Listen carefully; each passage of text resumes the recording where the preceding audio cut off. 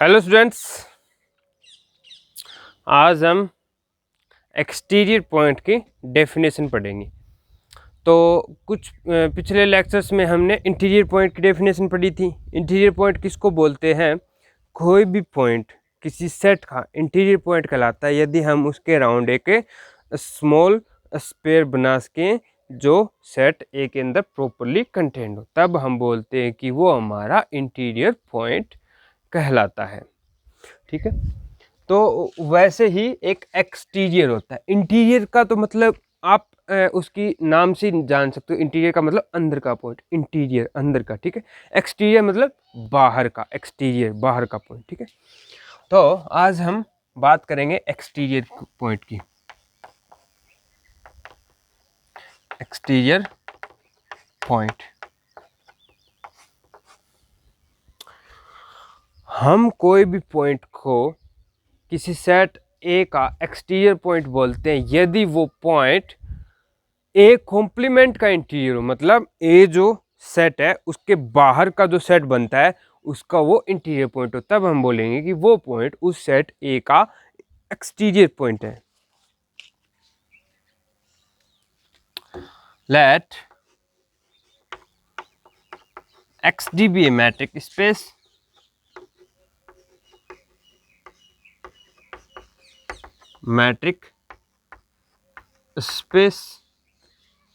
and A is subset of X, then X belong to X is a exterior point of X of A if X is a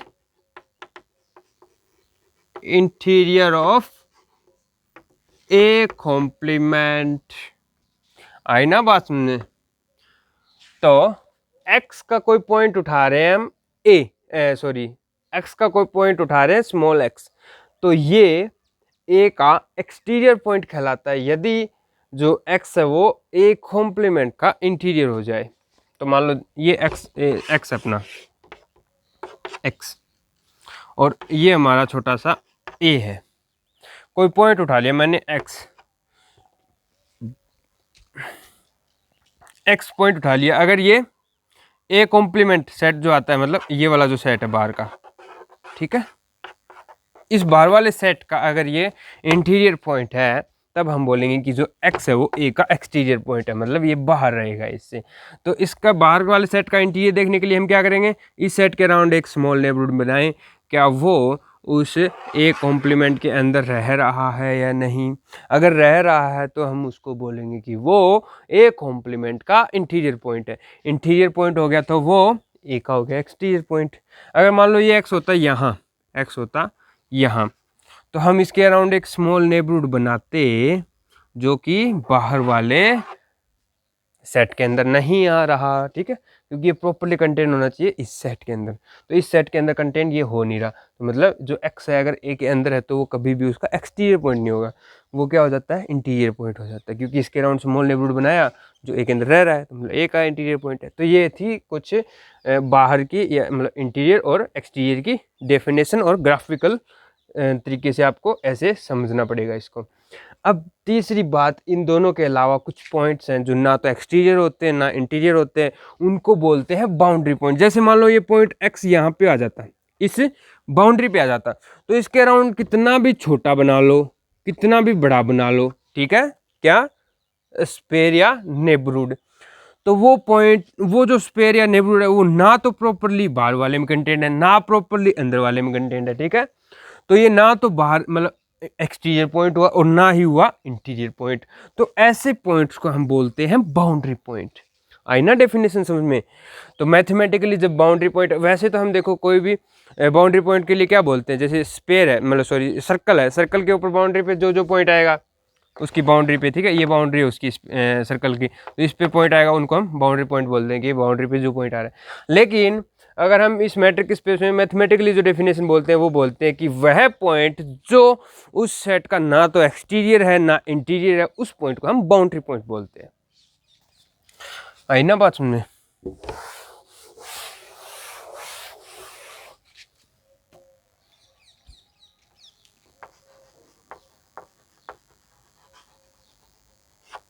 boundary point,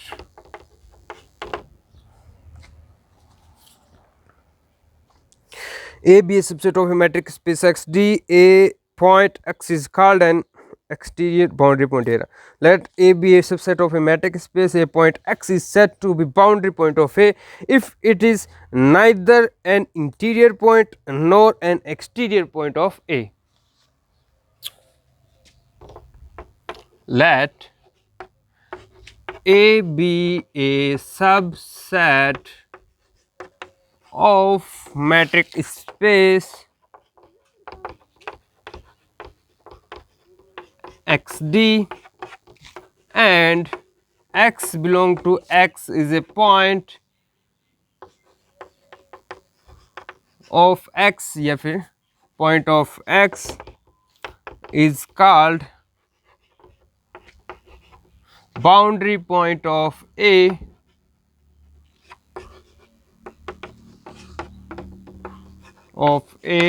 if it is neither an interior point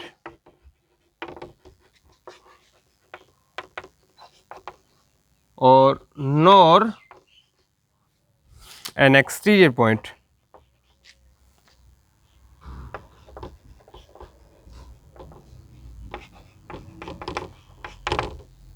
तब ये क्या कहलाता है? Boundary point कहलाता है।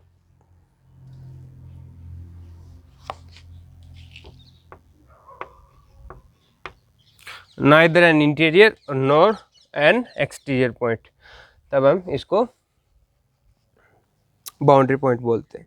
Circle का मैंने बता दिया, सर्कल के अंदर के जितने पॉइंट है उनको हम इंटीरियर ऑफ उस सर्कल का इंटीरियर पॉइंट, और बाउंड्री पे जो पॉइंट है उनको बाउंड्री पॉइंट, और उसके अलावा मतलब बाहर के सर्कल के बाहर के पॉइंट को हम एक्सटीरियर पॉइंट बोलते हैं।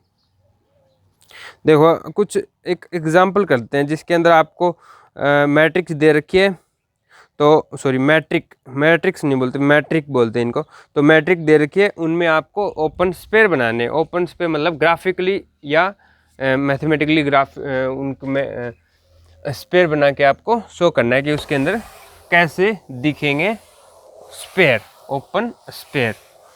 तो ओपन स्पेयर के लिए कोई ये ज़रूरी नहीं है कि गोल गोल बना दो वही ओपन स्पेयर होगा। तो उस मैट्रिक्स में ओपन स्पेयर और भी टाइप के बन जाते हैं, वो आज हम पढ़ेंगे।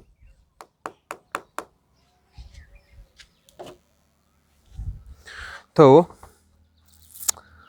हमें मैट्रिक दे रखी है, तो क्वेश्चन है describe open sphere of unit radius about 0 0 for each of the following matrix for R2। Example number 10 है ये।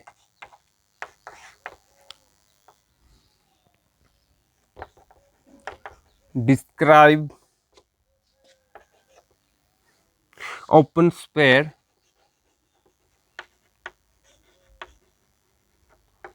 Of unit radius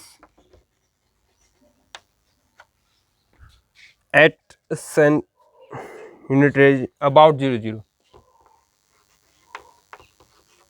about 0 0 for each of the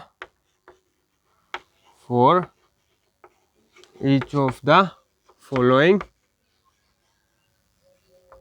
metric space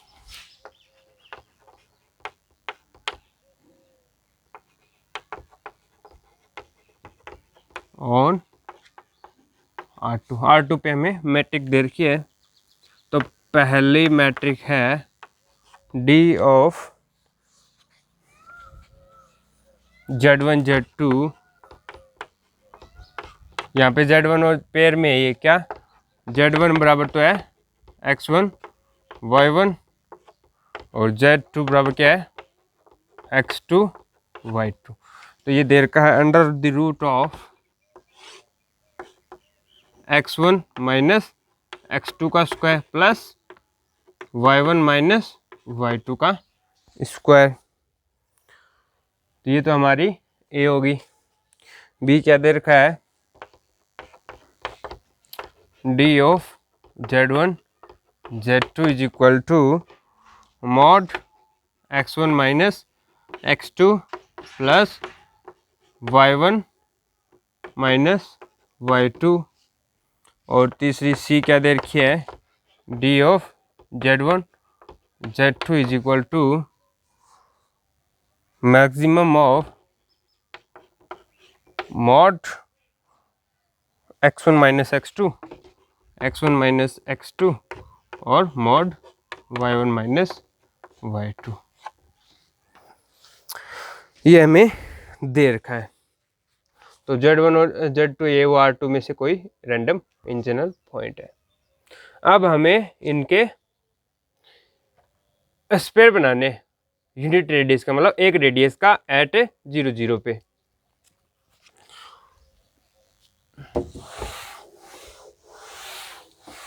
तो मैंने आपको ओपन स्पेयर की डेफिनेशन क्या बताई थी, SRX नोट ले लो, ठीक है। इसका मतलब आर रेडियस का अराउंड एक्स नोट। ये क्या होता है, वो सारे point belong to X, X के वो सारे पॉइंट जिनकी रेडियस जिनकी डिस्टेंस एक्स नोट से लेस देन आर होनी चाहिए।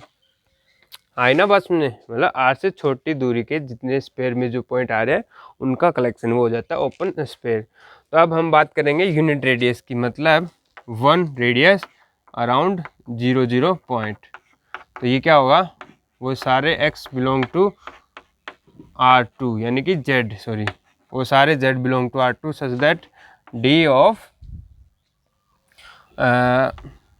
z को मैं xy से डिनोट कर रहा हूँ, xy और 0 0 से के बीच में, xy और 0 0 के बीच में जो दूरी है वो लेस देन 1 होनी चाहिए। तो तीनों क्वेश्चंस के लिए, तीनों ABC के लिए डी ऑफ एक्स वाई 0 0 इसकी वैल्यूज अलग अलग होंगी। तो उसके बेस पे हम इसका स्पेयर बनाएंगे। तो देखो पहले के लिए, देखो पहले में क्या करेंगे हम, डी ऑफ z1 z2 या फिर एक्स वाई 0 0 की जगह हम क्या करेंगे, ये तो z1 है और ये z2 मतलब x1 माइनस 0 और दूसरा क्या है y माइनस 0। तो ये आ गया आपके वो सारे xy belong to R2 such that under the root of x square plus y square is less than 1। ये हमारा पहले के लिए ये स्पेयर बन रहा है। तो मैं यहाँ इसको हटा रहा हूँ। इसका मतलब क्या है, इसका दोनों तरफ स्क्वायर कर दो, स्क्वायर कर दोगे तो क्या आएगा, X square plus Y square is equal to 1। तो इसके लिए तो यूनिट रेडियस का जो स्पेयर है वो बन गया सर्कल, क्योंकि ये इक्वेशन क्या होती है, सर्कल की होती है ना, X square plus Y square is equal to 1 radius का सर्कल। तो इसके लिए बन गया 1 रेडियस का सर्कल। तो ये हो गया हमारा पहला। दूसरे के लिए हम क्या करेंगे, D of X Y minus X Y और 0 0, इसमें क्या करेंगे x minus 0 plus Y minus 0, क्योंकि आप ये z1 मान लो, ये z2 मान लो, ठीक है। तो दूसरे के लिए जो ऐसे एक्स वाई R2 के ऐसे एक्स वाई जिनकी मॉड x1 माइनस 0 x1 और प्लस मॉड y1 माइनस मान लो y, ठीक है। अब वो लेस देन क्या था, D of X Y 0 0 less than 1 होना चाहिए, लेस देन 1। तो R2 के लिए जो स्पेयर है वो बनेंगे जिनकी वो पॉइंट जो जिनका मोड का सम है वो लेस देन 1 होना चाहिए। तो ये क्या होता है, ये क्या इक्वेशन बनती है, तो आप इनको भी देख लो। मैं एक बार ये हटा रहा हूँ फिर, ठीक है, एक बार दोबारा लिख लेंगे सी वाला। तो इसको आप ब्रेक कर सकते हो, कौन कौन से पॉइंट आएंगे। तो आप ये इनके साइन प्लस माइनस कोई भी हो सकता है, ठीक है, अगर माइनस एक्स भी हो सकता है और प्लस एक्स भी हो सकता है। तो या फिर आप ऐसे देखो, ये पॉइंट है -1 और ये पॉइंट है 1 1 और ये -1, 0 0 सेटिस्फाई कर रहा है, ठीक है। अगर यहाँ पे x की वैल्यू -1 और y की वैल्यू 0, ये वाला पॉइंट भी सेटिस्फाई कर रहा है, ये वाला पॉइंट भी सेटिस्फाई कर रहा है, और -1 रखें, यहाँ पे 0 रखें तो ये भी सेटिस्फाई कर रहा है, चारों पॉइंट सेटिस्फाई कर रहे हैं, ठीक है। और वैसे देखा जाए तो इसकी पावर 1 है, मतलब ये लाइन की इक्वेशन है, लाइन की इक्वेशन है, मतलब दोनों प्लस प्लस ले तो क्या होगा, x + y = 1 आ गया, तो ये लाइन की इक्वेशन होती है। तो इन चारों पॉइंट से मिलाने वाली लाइन का एरिया बना लो, ठीक है। तो ये क्या बन गया, हमारे जो स्पेयर है उसका रीजन बन गया। तो हमारी जो मैट्रिक बी थी mod x1 - x2 + mod y1 - y2, उसके लिए जो हमारे ओपन स्पेयर है आर रेडियस का, वो ऐसे ये चतुर्भुज टाइप के होंगे ऐसे, ठीक है, ऐसे। और अदर रेडियस ले लेते आप, ये तो 0 0 के राउंड है। अगर आपसे पूछा जाए किसी और, मतलब 1 1 के राउंड, 1 रेडियस का, ये 1 1 है, ठीक है, तो ये क्या हो जाता, ऐसे ऐसे जाता है, ऐसे उठा के इसको कहीं और रख दो। अगर 2 रेडियस पूछता तो ये 2 से इधर जाता है ऐसे बड़ा। तो ऐसे हमारे पास ये स्पेयर बोलेंगे, ऐसे स्पेयर बनेंगे। कहीं कहीं और पॉइंट होता है इन जनरल, तो वहाँ पर भी ये ऐसे बन जाता है, ऐसे स्पेयर हैं इसमें। तो हर मैट्रिक के लिए जो स्पेयर है उनकी शेप सर्कल में या फिर गिंडी, मतलब जो बॉल होती है, बॉल जैसी होनी जरूरी नहीं है, कुछ भी हो सकती है, वो उस मैट्रिक की नेचर पे डिपेंड करेगा। आई ना बात सुनने। अब देखो तीसरी क्या थी, तीसरी थी मैक्सिमम लेना था, C = S1 0 0 में वो XY belong to R2 maximum of x1 - x2 का स्क्वायर है या नहीं है, नहीं, mod x1 - x2 मतलब mod x1 - x2 plus comma, इन दोनों में से मैक्सिमम लेना है, कॉमा y1 - 0। तो ये आ गया अपने तीसरी मैट्रिक्स के लिए स्पेयर, मतलब वो सारे XY belong to R2 such that maximum of mod x mod y, और ये होना चाहिए <1, क्योंकि 1 रेडियस का है ना। ये हमारा ओपन स्पेयर आ गया तीसरी मैट्रिक के लिए। तो देखो कहीं से भी उठा लो XY R2 में, लेकिन x और y में से जो मैक्सिमम होगा वो <1 होना चाहिए।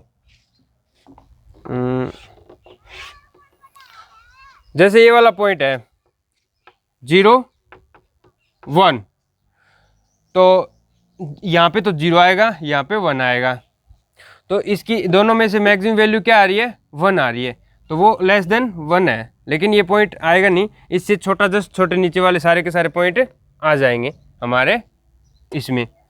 और क्या ये वाला पॉइंट मान लो, ये क्या है, यहाँ पे -1 और 1 है ना, x की वैल्यू -1 और y की वैल्यू 1 है।